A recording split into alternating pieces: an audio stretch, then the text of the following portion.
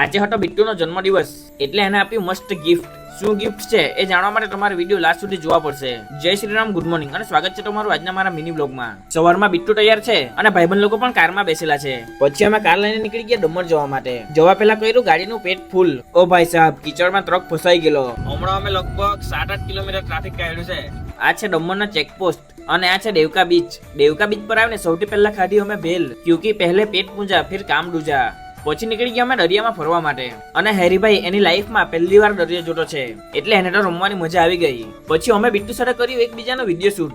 અને આ રેતી દેખાય ને એ હમણાં 2-3 દિવસ પહેલા દરિયો તુફાને ચડેલો હતો તો પાણીના મોજા સાથે સાથે રેતી પણ બહાર આવી ગયેલી અને આખા રોડ પર પાણી આવી ગયેલું. ને હમણાં હેરીભાઈ કહે આજ ગાડી તેરા ભાંજા ચલાયેગા. ને આ છે દમણગંગા નદી જે આ જગ્યા પર દરિયાને મળે છે. ને આ છે કિલ્લાના બહારનો ગેટ અને આ છે કિલ્લાના અંદરની બધી ઇમારત.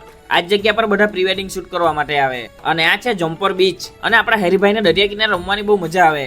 પછી અમે કર્યું બિટ્ટુનું બર્થડે નું સેલિબ્રેશન ને નીકળી આવ્યા ઘરે આવવા માટે. પછી લાસ્ટમાં એમ્પાયર હોટલમાં આવ્યા અને ત્યાં જમ્યા. અમને અહીંયા જમવાની મજા આવી ગઈ અને હેરીભાઈને રમવાની મજા આવી ગઈ. જમીને પછી નીકળી આવ્યા અમે ઘરે આવવા માટે. અને બિટ્ટુનું બર્થડે ગિફ્ટ લેવાનું બાકી જ હતું એટલે આપણે ચીખલીમાં ગ્રામ પંચાયતની સામે આવેલા પરિવાર જ્વેલર્સમાં આવી ગયા અને અહીંયાથી મસ્ત બિટ્ટુ માટે એક ડાયમંડ રિંગ સિલેક્ટ કરી. ત્યાર પછી મેં ઘરે આવી ગયો અને બિટ્ટુ ઊંઘેલી હતી તો એને ઊંઘવાથી ઉઠાડી. બિટ્ટુ પણ ડાયમંડ રિંગ જોઈને ખુશ થઈ ગઈ.